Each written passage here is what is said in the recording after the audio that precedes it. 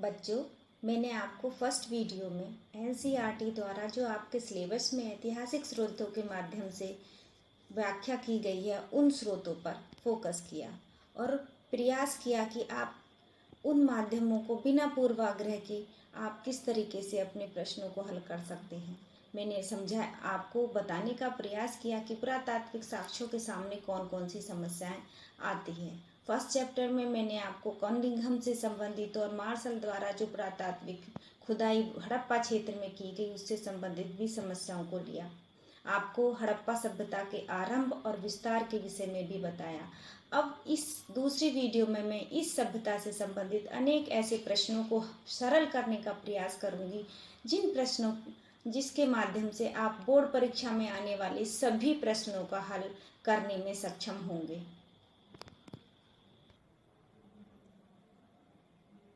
इस चैप्टर के माध्यम से इस चैप्टर में आपका टाइटल है ईंट, मनके तथा अस्थियां। इससे पहले आपने पढ़ा होगा हड़प्पा सभ्यता की विशेषताएं, हड़प्पा सभ्यता क्षेत्र और सारे विषय में। इस बार आपको एक नया टाइटल मिला ईंट, मनके तथा अस्थियां। इसका एक कारण है कि ईंट, अगर हम देखा जाए, ये ईंट, मनके और अस्थियां सभी भरपूर मात्रा में इन क्षेत्र में जो खुदाइयाँ हुई हैं उसमें मिली हैं और इन्हीं के आधार पर, क्योंकि हड़प्पा सभ्यता की सारी जानकारी हमें इन्हीं के आधार पर मिलती है, तो इस क्षेत्र में मिलने वाले सभी ऐतिहासिक या पुरातात्विक स्रोतों के माध्यम को आपका ये टाइटल बनाया गया है। ईंट, हड़प्पा सभ्यता के वक्त जब खुदाई हो रही थी 1921 में, तो प्रारंभ हुआ इस सभ्यता की खोज का रेलवे लाइन, ब्रिटिश सरकार द्वारा जब ये रेलवे लाइन बिछाई जा रही थी और इस सभ्यता का इतनी पूरी तरीके से नष्ट हुआ कि कनिंघम का ये मानना था कि 1600 मील लंबी एक बड़ी सड़क लाहौर से मुल्तान तक बनाई जा सकती थी, जिससे कि ये बहुत बड़ी मात्रा में जो है इस सभ्यता का या पुरातात्विक साक्ष्य नष्ट हुए। दूसरी बात यह है कि ईंट, अगर हम अपनी समकालीन सभ्यताओं को देखें, विश्व की समकालीन सभ्यताओं को देखें, तो वहाँ पर कहीं भी ऐसी ईंट, पकी हुई ईंट नहीं दिखाई देती हैं जो भारत में हड़प्पा सभ्यता में उस समय पर प्रयोग की गई हैं। भट्टियों द्वारा पकाई गई ये समान आकार और नियोजित ईंटों का सभी हड़प्पा केंद्रों पर दिखाई देती हैं। सिर्फ मेसोपोटामिया का एक क्रीट में पकी हुई ईंटों का साक्ष्य मिले, इसके अलावा समकालीन विश्व की कोई भी ऐसी सभ्यता नहीं है जिसमें पकी हुई ईंटों का भरपूर मात्रा में प्रयोग किया गया हो। दूसरा है मनके। मनके भारी मात्रा में मिले हैं और ये उनकी शिल्प कला और सौंदर्य कला का वर्णन करते हैं। कुछ मनकों का आकार ऐसे ताबीज की तरह भी है जिससे ये उनके धार्मिक और उन परलौकिक शक्तियों के विषय में भी जानकारी प्रदान करता है। अस्थियां तीसरा ऐसा बड़ा स्रोत है जिसके माध्यम से हड़प्पा सभ्यता के सामाजिक, धार्मिक और आर्थिक जीवन के विषय में जानकारी प्रदान करने का प्रयास किया गया है। मोहनजोदड़ो में लगभग 24 नरकंकाल एक साथ ही मिले हैं।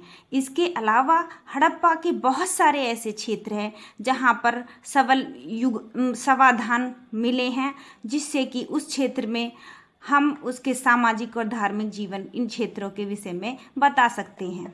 इसके अलावा बहुत सारे ऐसे स्रोत हैं जैसे कि मोहरें हैं, मूर्तियां हैं और खेल खिलौने हैं और बहुत सारे ऐसी चीज़ें जिनके माध्यम से इस सभ्यता को वर्णन करने का प्रयास किया गया है। अब मैं इन्हीं के माध्यम से, अगर आपको बोर्ड की परीक्षा में ये एक प्रश्न आता है कि आप हड़प्पा सभ्यता की विशेषताओं को नहीं समझाइए, तो आप इन्हीं के माध्यम से, जो आपकी एनसीईआरटी बुक में दिए गए हैं, कुछ ऐसे फैक्ट दिए गए हैं जिनके माध्यम से आप उसके हर प्रत्येक पहलू को छूकर चलेंगे। सभ्यता का आरंभ कैसे हुआ और वहाँ पर किस प्रकार की निर्वाह के तरीके थे, उनका जीवन, उनकी कृषि प्रौद्योगिकी किस तरीके की थी और उसमें तकनीकी विकास किस तरीके से हुआ था, इस विषय में जानकारी आप दूसरे पॉइंट्स में पढ़ेंगे।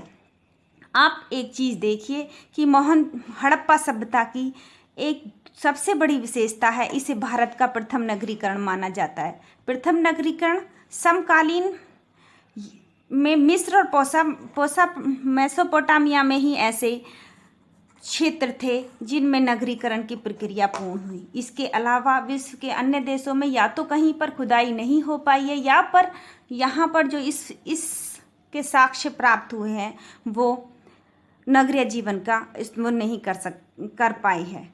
आप देखेंगे कि किस तरीके से हड़प्पा सभ्यता नगर में नगरीकृत थी और हड़प्पा सभ्यता के जितने भी केंद्र आपको होंगे उनमें आंशिक और संपूर्ण नगरीकरण या प्राप्त होगा। आपको दुर्ग, जल निकास प्रणाली और गृह स्थापत्य कला के माध्यम से इस नगरीय विशेषताओं को वर्णन करने का प्रयास करेंगे। इसके बाद हम वहाँ के शिल्प उत्पादन के विषय और विलासिता की जिन वस्तुओं की खोज उन्होंने की उसके विषय में करेंगे और हम प्रयास करेंगे कि वहाँ पर किन किन धातुओं का प्रयोग होता था, तांबा, कांसा, सोना, और वो कहाँ कहाँ से प्राप्त करते थे। और आपका 5th जो हेडिंग होगा वो होगा विदेशों के साथ संपर्क, और उस संपर्क में मोहर लिपि और बाट की कितनी भूमिका रही है। हम प्रयास करेंगे कि इस हड़प्पा सभ्यता के जो प्रशासनिक व्यवस्था थी वो कैसी थी, इसका प्रयास करेंगे सिर्फ उन माध्यमों से जिन माध्यमों को आपको वहाँ के पुरातात्विक साक्ष्य या खोजों से प्राप्त हुए हैं। हम नेक्स्ट आपका कोशिश करेंगे कि वहाँ के धार्मिक जीवन को उन मूर्तियों के माध्यम से और उन पुरातात्विक साक्ष्यों और खुदाई में प्राप्त चीज़ों के माध्यम से वर्णन करने का प्रयास करें जो वहाँ पर आपको मिलेंगे। वहाँ पर और कुछ ऐसे तत्व जो आज तक निरंतरता के साथ, कुछ ऐसी अग्नि वेदिकाएं जो भारत में अभी भी भारत में यज्ञ का एक माध्यम मानी जाती है और हिंदू संस्कृति का एक स्वरूप है। हम कुछ ऐसे स्रोतों को भी जो आज तक भारत की संस्कृति द्वारा अपनाए जाते रहे हैं उनके विषय में भी जानकारी आपको देंगे। समाधान का मतलब है कि मृतकों के साथ उन हड़प्पा सभ्यता के लोगों का क्या नज़रिया था, या फिर वो अपने मृतकों को किस तरीके से दफनाते थे या उनका किस तरीके से अंतिम संस्कार करते थे। और ये समाधान प्रणाली समाज के और धार्मिक विश्वास को वर्णित करती है। और फिर हम करेंगे कि किस तरीके से इस सभ्यता का अंत हुआ। सामान्यतः अब तक माना जाता रहा है कि ये सभ्यता 2500 से 1500 ईसा पूर्व तक रही, पर आपकी एनसीईआरटी बुक ने इसे 2600 ईसा पूर्व से 1900 ईसा पूर्व तक माना है। इसका एक कारण ये भी है कि 2600 ईसा पूर्व से लेकर 1900 ईसा पूर्व तक के जितने भी क्षेत्र हैं वो संपूर्ण नगरीकरण और विकास का एक दौर है।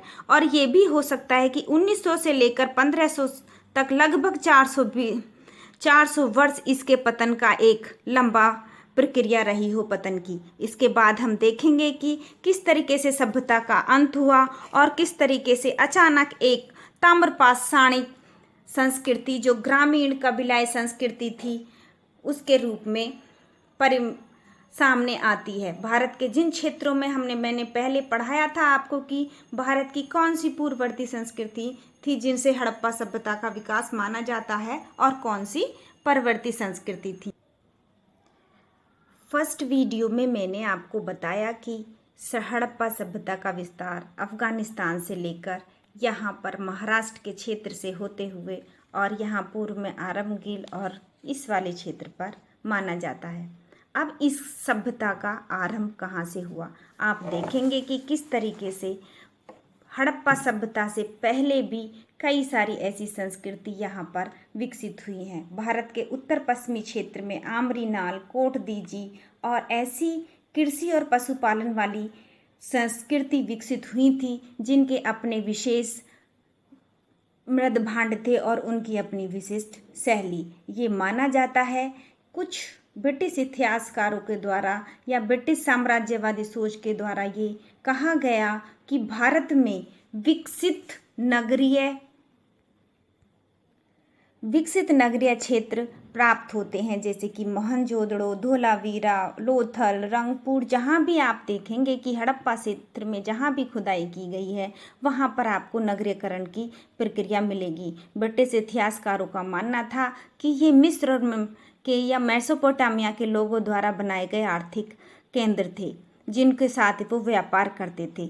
और उनका एक ये भी कारण यह रहा कि हड़प्पा सभ्यता से पूर्व की नाल, आमरी और ये कोटदीजी संस्कृतियाँ ग्रामीण थी, और उसके बाद परवर्ती संस्कृतियाँ जो मध्य प्रदेश, राजस्थान और महाराष्ट्र के क्षेत्र में पनपी, वो संस्कृतियाँ भी कृषि और पशुपालक थी।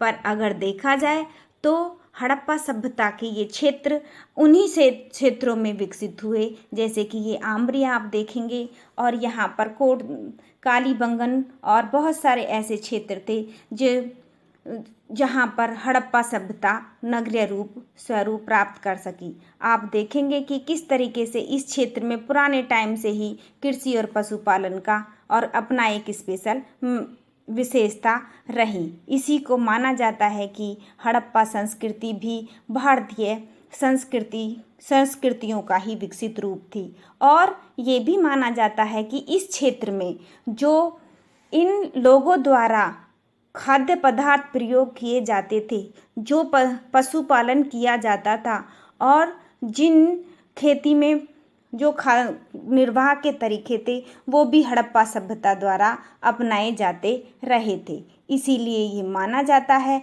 कि हड़प्पा सभ्यता कोई विदेशी सभ्यता नहीं थी, वो भारतीय सभ्यता थी। और यहाँ पर आप देखेंगे कि इससे पहले भी आपकी एनसीईआरटी बुक में एक वृषभ की आकृति दी गई है। ये माना जाता है कि आज भी अगर देखा जाए तो बैल कृषि का बहुत बड़ा माध्यम होते हैं। खुदाई के लिए हमारे भारत में औद्योगिक लगभग 20 साल पहले भी या आज भी खेती में बैलों का प्रयोग किया जाता रहा है। तो इसलिए ये माना जाता है कि हड़प्पा संस्कृति अपनी पूर्ववर्ती संस्कृतियों का ही विकसित रूप है। अब आप सोचेंगे कि नगरीय सभ्यता और कृषि आधारित सभ्यता में क्या अंतर होता है। नगरीकरण की कुछ विशेषताएं होती हैं। नगरीकरण का मतलब है कि यहाँ पर कृषि और पशुपालन से विहीन जनसंख्या होती है। यहाँ पर श्रम का विभाजन किया जाता है, और यहाँ पर जनसंख्या घनत्व ग्रामीण क्षेत्रों के मुकाबले अधिक होता है। और ये सारी यहाँ पर व्यापार से जुड़ी हुई क्रियाएं अधिक रहती हैं। और अगर देखा जाए तो हड़प्पा सभ्यता में वो सभी विशेषताएं दिखाई देती हैं जो नगरीकरण की प्रक्रिया को बताती हैं। और अगर आप देखेंगे कि भारत में देखा जाए तो कन्नीघम का जिस तरीके से मानना था कि भारत का शहरीकरण उत्तरी गंगा घाटी क्षेत्र में 6वीं से 7वीं शताब्दी ईसा पूर्व हुआ था, वो गलत सिद्ध होता है हड़प्पा सभ्यता की वजह से। भारत के नगरीकरण की प्रक्रिया हड़प्पा सभ्यता के साथ ही शुरू हो चुकी थी, और इसे भारत का हम प्रथम नगरीकरण कहते हैं। आपके लिए एक बोर्ड परीक्षा में क्वेश्चन आ सकता है कि भारत में हड़प्पा सभ्यता के नगरीय विशेषताएं या नगरीकरण की प्रक्रिया को समझाइए।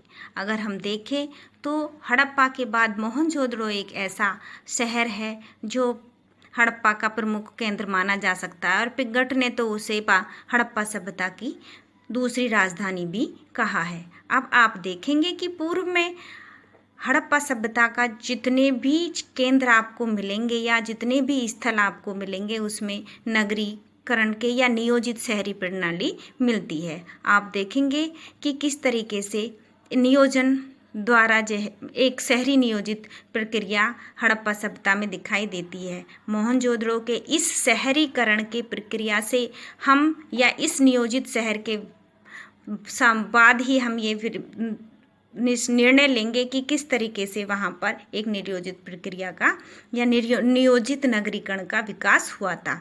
मोहनजोदड़ो का शहर 2 भागों में बांटा गया था, दुर्ग में और निचले शहर में। दुर्ग छोटा होता था और ये ऊंचे चबूतरे पर होता था, और ये निचला शहर है, ये माना जा सकता है कि ये जो दुर्ग था समाज के उच्च वर्ग के लोग इसे प्रयोग करते थे, और ये वाला समाज के अन्य वर्ग के लोगों के लिए नियोजित, जिस तरीके से आज आप देखते हैं उस तरीके से संपूर्ण संपूर्ण नगर को नियोजित किया गया था। प्रारंभ में ये माना जाता था कि ये चबूतरे पर बसाया गया था, तो इसका मेसोपोटामिया के जिगुरात से इसकी तुलना की जाती थी, क्योंकि जिगुरात मेसोपोटामिया में धार्मिक केंद्र थे। इसीलिए ये माना जाता रहा कि मेसोपोटामिया की तरह ही यहाँ पर एक विशेष धार्मिक या फिर कह लीजिए कि पुरोहित राजा का वर्चस्व रहा होगा।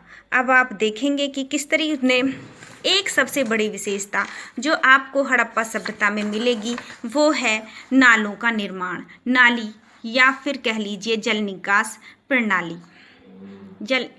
जल निकास प्रणाली की विशेषता ये रही है कि ये समकोण पर काटती हुई नालियां हैं, और सबसे बड़ी विशेषता ये है कि ये 90 डिग्री पर काटती हैं और दूसरी इन्हें पक्की ईंटों से बनाया गया है। अब आप देखेंगे कि यहाँ से ये एक मकान, आवास, इधर मकान और ये छोटी सी नाली, और ये नाली आपको बड़ी नाली में मिल जाएगी। जिस तरीके से आज आधुनिक जल निकास प्रणाली आपको दिखाई देती है, उसी तरीके से ये हड़प्पा सभ्यता की जो समकालीन विशेष इसकी विशेषता है वो आपको इस सभ्यता में दिखाई देगी। और यहाँ पर आप देखेंगे कि किस तरीके से उन्हीं कॉकपिटों का, जैसे कि आज आप देखेंगे कि सफाई के लिए और गंदगी को निकालने के लिए कॉकपिट का प्रयोग किया जाता है, उसी तरीके से बड़ी नालियों में कॉकपिट का भी प्रयोग किया जाता था। आप देखेंगे कि किस तरीके से यहाँ पर कितनी बड़ी नाली आपको आपके एनसीईआरटी बुक में दिखाई दे रही है, जो मोहनजोदड़ो के एक देखेंगे कि कितनी बड़ी शहर की बड़ी नालियाँ थीं। तो जल निकास प्रणाली में अगर देखा जाए तो विश्व में सबसे ज़्यादा जल निकास प्रणाली की जिसे कह सकते हैं वो हड़प्पा केंद्रों में पाई जाती है। आपकी एनसीईआरटी बुक में दिया गया है कि गृहों का निर्माण। आप अगर देखेंगे कि यहाँ पर एक ये आंगन है और आसपास बहुत सारे कमरे दिखाई देते हैं। ये आपको आधुनिक समय तक भारतीय लोगों द्वारा इस प्रकार के मकान बनाए जाते रहे हैं। एक उस वक्त कुओं का भी निर्माण किया जाता था। एक स्पेशल कुएं का निर्माण जो होता था वो इस तरीके से किया जा सकता था कि बाहर के लोग भी उस कुएं का प्रयोग कर सके। और एक चीज़ है कि यहाँ पर 2 मंजिले मकान भी आपको दिखाई देंगे। और सबसे बड़ी बात ये भी है कि प्राथमिक जो प्रथम तल है उस पर कोई आपको खिड़की नहीं दिखाई देगी, जो उनकी निजी ज़िंदगी में हस्तक्षेप, वो नहीं चाहते थे कि उनकी निजी ज़िंदगी में कोई हस्तक्षेप करे। ये आपको आधुनिक समय के उसमें भी आपको दिखाई देगी। नेक्स्ट आपका है कि किस तरीके से शिल्प उत्पादन का विषय। इसमें आप देखेंगे कि आपके इस पिक्चर्स बहुत सारी ऐसे दी गई हैं जहाँ पर मन के आपको दिखाई दे रहे हैं, और बहुत सारे ऐसे सिंधु घाटी सभ्यता के मृदभंड आपको यहाँ पर दिखाई देंगे। आप देखिए कि किस तरीके से इस मृदभंड की सुंदरता आपको दिखाई देती है। आधुनिक काल में भी आप देखेंगे, अभी भी अगर आप कुम्हार के बर्तनों को देखें और इनमें ज्यामितीय आकार के काले और लाल रंग को देखें तो इसी प्रकार अभी तक कुम्हार ऐसे ही मृदभांड या मिट्टी के बर्तन भारतीय लोगों द्वारा अपनाए जाते रहे हैं। एक चीज़ और है कि यहाँ पर विलासिता और आम लोगों के लिए शिल्प उत्पादन की एक बंटवारा किया जा सकता है। कुछ जो विशेष वर्ग के लोग थे वो फियांस का बालू रेत की मिट्टी के बने हुए ऐसे पात्रों का प्रयोग करते थे जो विदेशों में भी जिनकी व्यापार किया जाता था। और दूसरे यहाँ के लोग शंख और बालाकोट नागरेश्वर जैसे क्षेत्रों से सीपी के भी आभूषण और विलासिता की चीज़ें बनाते थे। नगरीय जीवन की एक विशेषता होती है व्यापार। आप अगर देखेंगे कि भारत में अंतर्देशीय व्यापार और अंतर्राष्ट्रीय व्यापार हड़प्पा सभ्यता द्वारा किया जाता रहा। लोथल ये गुजरात में आज का है क्षेत्र, और गुजरात के इस क्षेत्र से आप देखेंगे कि सुतकेंदोर, ये पाकिस्तान अफगानिस्तान के बॉर्डर पे, यहाँ से यहाँ से व्यापार किया जाता था और ये यहाँ अमन और इधर से दिलमुन तक लेते हुए यहाँ पर मेसोपोटामिया के क्षेत्रों तक जाता था। और मेसोपोटामिया के अभिलेखों में भी भारत के साथ व्यापार के संबंध मिलते हैं। और आप इस मेसोपोटामिया की बेलनाकार मोहरें ये लोथल में पाई गई है। और कुछ मोहरें आप देखेंगे कि जो भारत में, जैसे कि ये बैल का है, ये मछली है, ये पेड़ है, ऐसे कुछ स्पेशल जो भारतीय मोहरों पर थे, वो भारतीय मोहरें, आयताकार मोहरें मेसोपोटामिया के क्षेत्रों में पाई गई हैं। आप देखेंगे कि हड़प्पा सभ्यता का एक श्रृंगी पशु जो ये माना जाता है कि वहाँ की मोहरों पर सर्वाधिक पाया गया, वो एक विशेषता वहाँ की रही है और उसे धार्मिक पशु भी माना जाता है। ये सारे की सारी मोहरें या तो मेसोपोटामिया में के कुछ क्षेत्रों से मिली है और मेसोपोटामिया की कुछ मोहरें लोथल के क्षेत्रों से मिली हैं। एक चीज़ और आप यहाँ पर देखेंगे कि ये एक मोहर है जिस पर आप अब जब कभी आप अपने एनसीईआरटी की बुक्स में देखेंगे तो इस पर आप देखेंगे कि ये एक नाव का चित्र छिपा हुआ है और ये नाव का चित्र इस बात को प्रदर्शित करता है कि यहाँ के लोग विदेशों में व्यापार करते थे और वो व्यापार जो है नाविक द्वारा करते थे। अब ये बात आती है कि विदेशों में व्यापार किस माध्यम से होता था या कौन कौन सी चीज़ें मंगाई जाती थी। अफ़गानिस्तान से लाजवद मणि मंगाई जाती थी, तांबे का प्रयोग। और एक चीज़ आपको व्यापार के लिए और आपका एक पुरातात्विक साक्ष्य ये भी मिलता है कि ओमान से तांबा मंगाया जाता था जिसमें निकेल की मात्रा उसी मात्रा में मिलती है जिस मात्रा में ओमान में पानी पाए जाने वाले तांबे की। एक आपको यहाँ पर मिलता है कि ये एक प्राचीन सूचना पट है और इस सूचना पट पर हड़प्पाई भाषा से लिखा गए कुछ संकेत हैं और यही वही लिपि है जो हड़प्पा सभ्यता के लोगों द्वारा की जाती रही थी। कुछ मोहरें और कुछ बाट भी मेसोपोटामिया के क्षेत्रों में मिले हैं। अब आप देखेंगे कि आपने पहली 11वीं कक्षा में ये पढ़ा था कि किस तरीके से मेसोपोटामिया के लोग या उस सुमेरियन सभ्यता के लोग भारत के साथ व्यापार करते थे। वो कुछ अपने सामान को इस तरीके से पैक करते थे और उसे मिट्टी की मोहर उस पर चिपका देते। अगर हम देखें तो ये मोहर आज भी सरकारी दफ्तरों में यूज़ की जाती है स्टाम्प के रूप में। और ये माना जाता था कि बीच में व्यापार में कोई भी इस सामान में छेड़खानी नहीं की गई है और ये इस बात का सबूत भी है कि ये सब किस क्षेत्र से आया हुआ सामान है।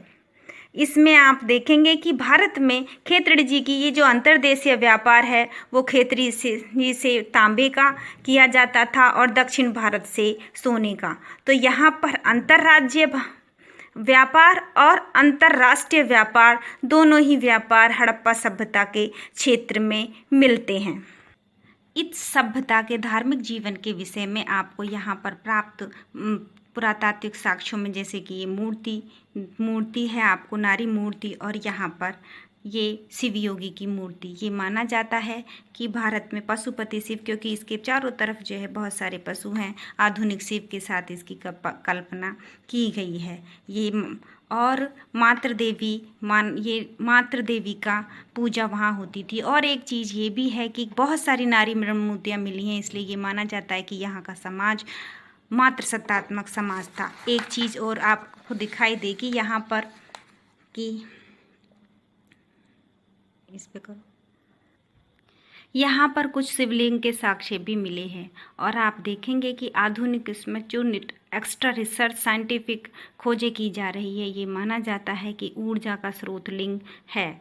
और कुछ लोगों का ये मानना था कि वहाँ पर कुछ लोग ऐसे थे जिन लोगों को पारलौकिक शक्तियों के साथ, जिन्हें समन कहा जाता, पारलौकिक शक्तियों के साथ संबंध बना सकते थे। उनके धार्मिक जीवन में एक श्रृंगी पशु भी ये माना, क्योंकि बहुत सारी ऐसी मूर्तियाँ वहाँ पर मिली हैं, तो एक श्रृंगी पशु भी उनका धार्मिक पशु रहा होगा। बहुत सारे ताबीज और अग्नि वेदिकाएँ के साक्ष्य भी वहाँ पर मिले हैं लोथल और कालीबंगा में। इसलिए ये माना जाता है कि ये लोग प्रकृति के पूजा करने वाले, और उस क्षेत्र में बहुत सारे ऐसी पूजाएं होती थी जो आधुनिक भारत में इस वक्त तक की जाती रही हैं। शिव को ये भी माना जाता है कि जैन धर्म के लोगों ने उसे ऋषभदेव की प्रथम तीर्थकर ऋषिदेव भी माना है। धार्मिक जीवन बहुदेववादी कहा जा सकता है, और दूसरा ये कि उनके सारे के सारे वो प्राकृतिक पूजा और भौतिकवादी धार्मिक जीवन अपनाते थे। यहाँ के लोगों के सामाजिक और धार्मिक जीवन में यहाँ की संविधान प्रणाली से भी हम ये पता लगा सकते हैं कि किस तरीके का लोगों का समाज का जीवन था। यहाँ कुछ ऐसे समाधान मिले हैं जहाँ पर ताबीज, मोहरें या ऐसी चीज़ें रखी गई हैं जिनका प्रयोग, इसका मतलब वो लोग पारलौकिक शक्ति में विश्वास करते थे। और यहाँ पर कालीबंगा और लोथल में युगल समाधान की भी मिले हैं। युगल समाधान जैसे कि कालीबंगा में किसी नर कंकाल के साथ एक कुत्ते के कंकाल भी मिला है। इसका मतलब ये है कि वो लोग धार्मिक रूप से पूरी तरीके से पारलौकिक शक्तियों में विश्वास करते होंगे। अब ये बात है कि इतनी नियोजित सभ्यता का प्रशासनिक व्यवस्था कैसे चलती है। कुछ लोगों का मानना है कि यहाँ पर कोई ना कोई रास्ता रहा होगा, क्योंकि इतनी नियोजित जितने भी सारे केंद्र, चाहे लोथल, मोहनजोदड़ो, हड़प्पा और धोलावीर, जो यहाँ का सबसे बड़ा क्षेत्र माना जाता है, और वहाँ पर आपको जलाशय के और कृषि प्रौद्योगिकी के बहुत विकसित रूप माना जाता है। जहुंदड़ो जितने भी हैं यहाँ किसी न किसी प्रशासनिक सत्ता से जुड़े हुए होंगे। उत्तर से लेकर दक्षिण तक सारे के सारे ये माना जाता रहा है कि कोई ना कोई प्रशासनिक व्यवस्था रही होगी, ये चाहे राजतंत्रात्मक हो या फिर लोकतंत्रात्मक। इस विषय में हम अब कोई पुरातात्विक साक्ष्य, कोई स्पष्ट प्रमाण नहीं बता सकते। अब सबसे बड़ी समस्या ये आती है कि हम ये सभ्यता का अंत 1900 कुछ इतिहासकारों द्वारा दिया गया है, और कुछ इतिहासकारों द्वारा 1500। अब इस सभ्यता के नगरीकरण की प्रक्रिया समाप्त हो जाती है, और धीरे धीरे इस क्षेत्र में राजस्थान के आहड़, मध्य प्रदेश में नागदा आयरन और महाराष्ट्र में जोरबे देमावाद संस्कृति पनपी दिखाई देती है। अब इन सभ्यता का अंत किस तरीके से हुआ। कुछ लोगों का मानना है कि यहाँ पर बाढ़, क्योंकि ये सारे क्षेत्र नदियों के किनारे थे, तो बाढ़ ने इन क्षेत्रों का विनाश कर दिया होगा। और क्योंकि यहाँ पर जलवायु परिवर्तन हुआ हो, या फिर हो सकता है कि यहाँ कोई ऐसी महामारी आई हो जिस महामारी की वजह से ये लोग इन स्थानों से पलायन करके किसी दूसरी जगह पर चले गए हों। आप देखेंगे कि आज के दौर में आप जिस समस्या से हम महामारी के दौर से गुजर रहे हैं, तो महामारी कितना विनाश कर सकती है। दूसरी बात ये है कि जो अंतिम, और कुछ लोगों का मानना ये है कि इन लोगों ने अपने प्रशासनिक संसाधनों का इतना दुरुपयोग किया कि, और प्रशासनिक शिथिलता ने इस तरीके से सभ्यता का कि आर्थिक संसाधनों को समाप्त कर दिया कि धीरे धीरे लोगों को अपने ग्रामीण जीवन तक, ग्रामीण क्षेत्रों में जाना पड़ा और यहाँ से पलायन करना पड़ा। सर्वाधिक ग्रामीण ये माना जाता है कि आर्यों ने यहाँ पर आक्रमण किया। जो मोहनजोदड़ो के नरकंकाल माने जाते हैं, ये माना जाता है कि यहाँ पर मोहनजोदड़ो यहाँ के लोगों पर आर्यों ने आक्रमण किया, क्योंकि ऋग्वेद में इंद्र को दुर्गों का संहारक माना गया है, और दुर्गों का जो विकास हुआ वो हड़प्पा सभ्यता में हुआ। अब ये कहाँ तक कितनी प्रामाणिकता है, क्योंकि सिर्फ मोहनजोदड़ो में ही भारी मात्रा में नरकंकालों को मिला है, किसी अन्य क्षेत्र में नहीं मिला। इसलिए हो सकता है कि यहाँ के जितने भी केंद्र हैं उनके अंत का कारण प्राकृतिक और जलवायु परिवर्तन, प्रशासनिक शिथिलता और महामारी हो सकते हैं कि इन सभी कारणों का एक बड़ा लंबी प्रक्रिया चली हो जिसने आर्यों के आक्रमण को सफल कर दिया हो, और अंत में वैदिक कालीन या ताम्रपाषाण कालीन सभ्यता का विकास हुआ हो। हम ये चैप्टर आपका यहीं पर फिनिश हो जाता है, और नेक्स्ट चैप्टर में हम आपको इस सभ्यता के बाद पनपने वाले या भारत में प्रशासनिक व्यवस्था के विषय में जानकारी देंगे।